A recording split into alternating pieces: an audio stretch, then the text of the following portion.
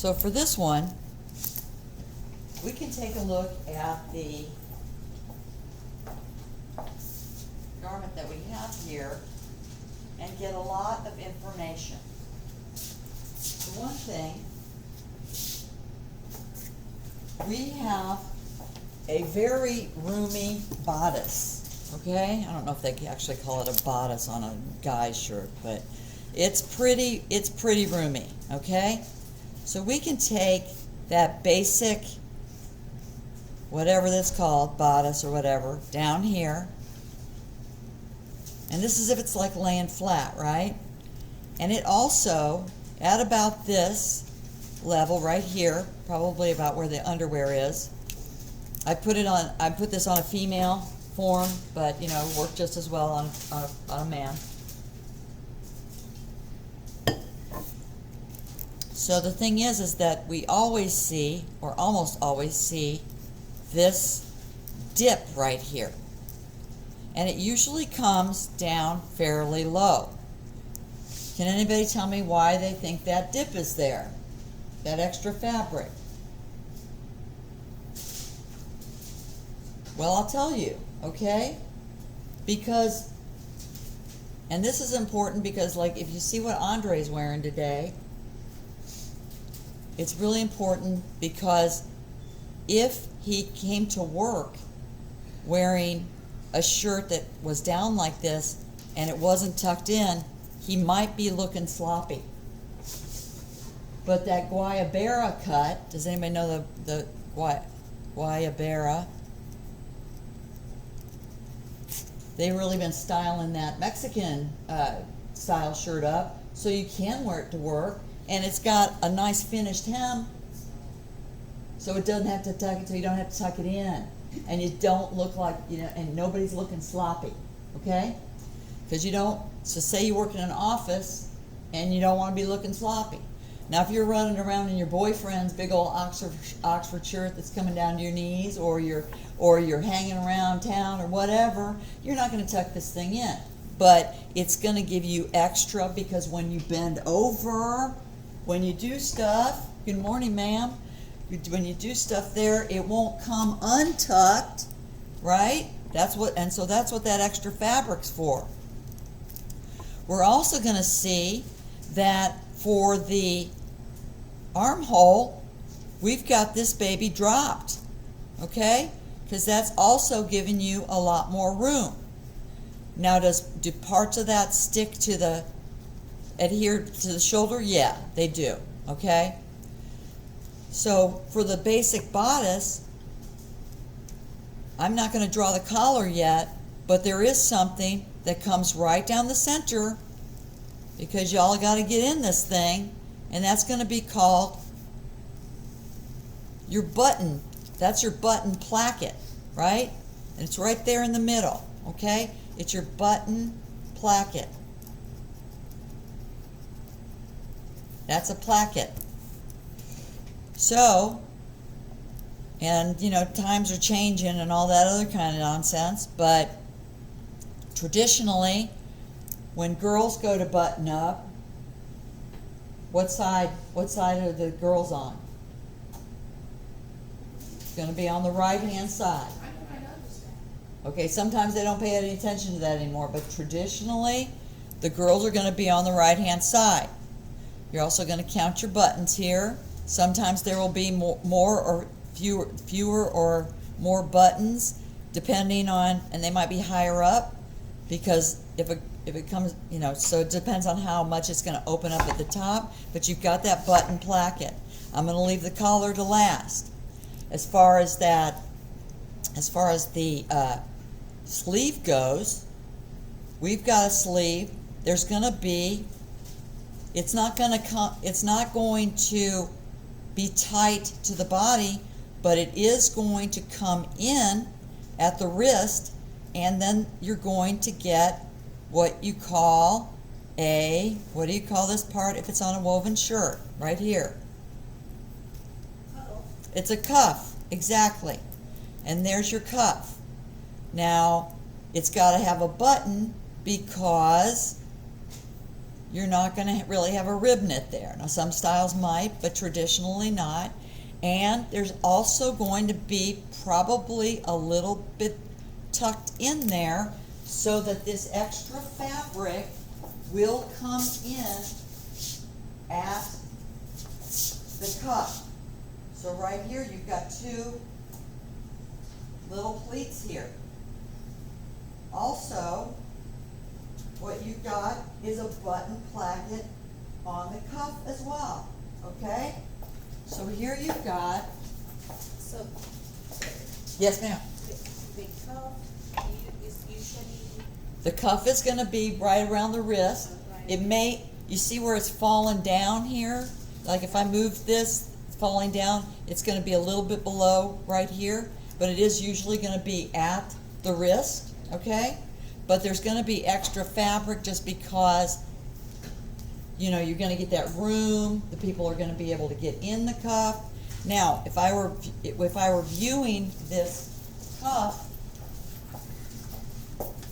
from the back, because you gotta get in this baby, and it can't look and it's not gonna look sloppy, and on this particular shirt, you've got two holes, because this way the gentleman or gentlewoman, whichever, is gonna wear this, may want it tighter or looser. It gives a little, you also are gonna be able to roll this up, okay?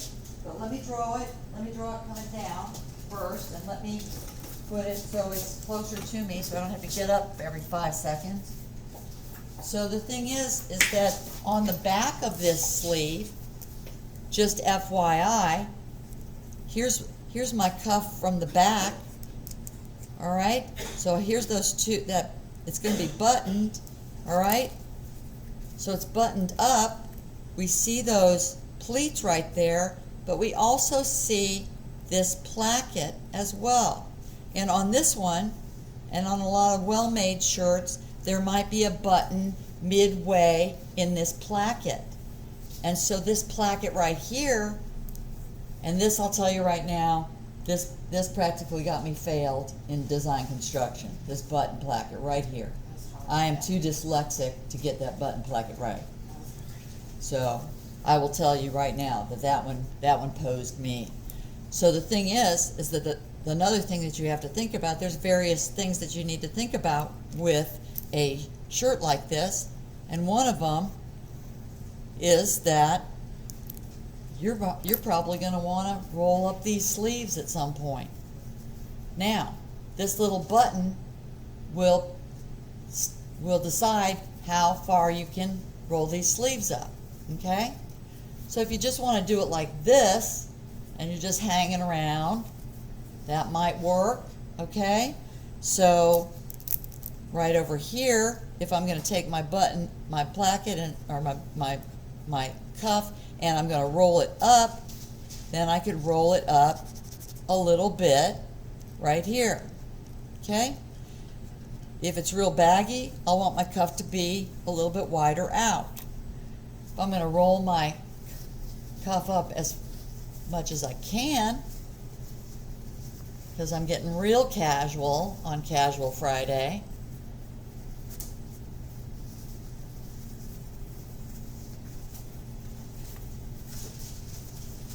you're going to have basically this will hang to about the waist, and you will see that there is fabric just like when you tucked it in,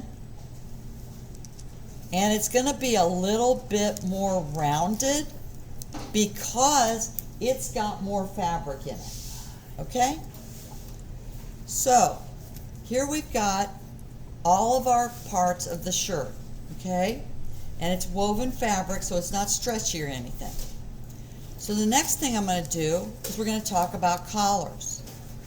Now, I'm going to draw my collar over to the side here, okay? Collars give a lot of people problems because you have to pretend that your collar is going to go all the way around the neck. of your person here, okay? So the thing is there's two parts to a collar that you see like this. One of them is called the collar stand. And that one, if you take it from the garment, is really just basically, and this is as if it were buttoned. By the way, I wanted to repeat something that Professor Muniz said about the order of buttoning. He has this thing saying that women's clothes button from the right because women are always right, and men's are over on the left because, and this one I have to object to, is it stands for the man who left you. I think that doesn't work for me. But anyway, we will go with the women are right. So the thing is that I'm going to pretend that this is closed. So the thing is that you can see that I'm making it look like it goes around the neck like this.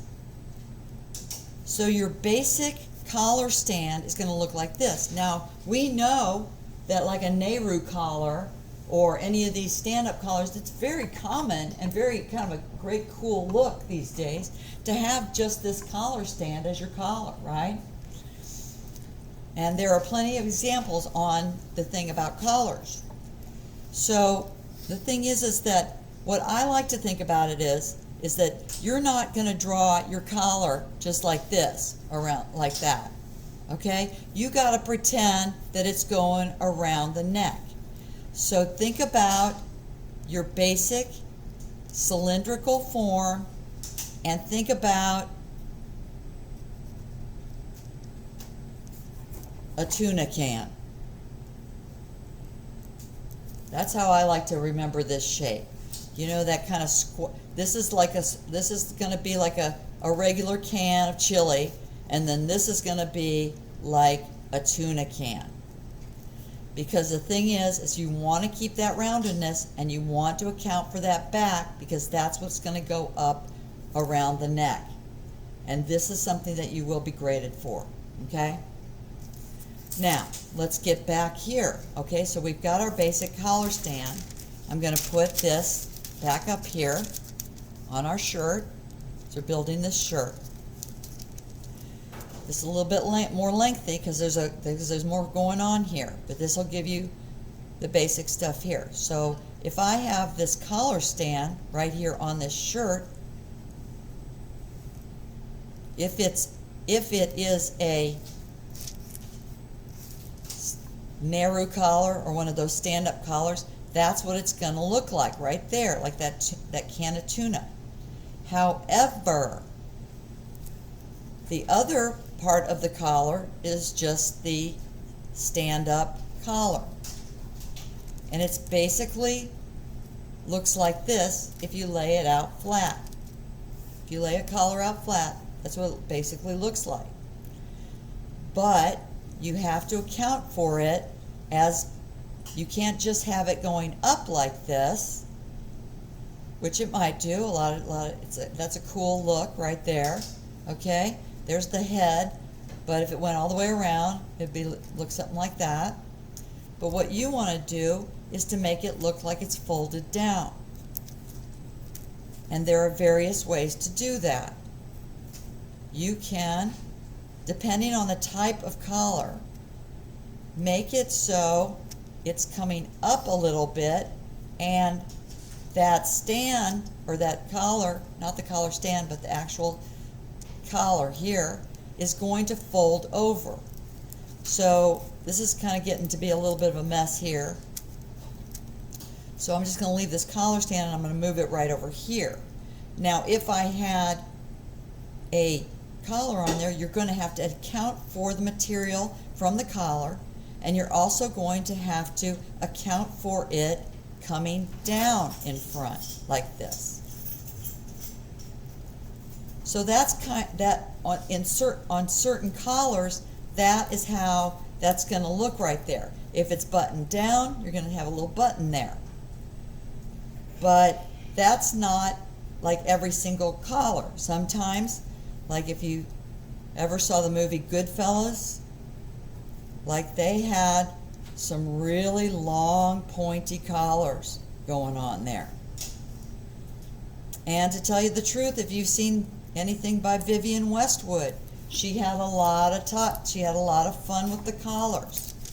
If you look at your, and this is for future reference, mind you, if you look at your collars here, there are different types of collars and neckline treatments, because you could put a necktie in here.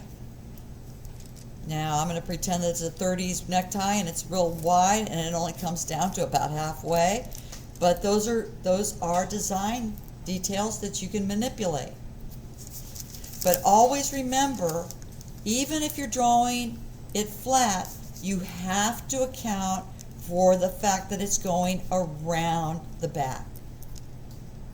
Okay? And that is going to give you your basic woven dress shirt. I'm going to stop that there.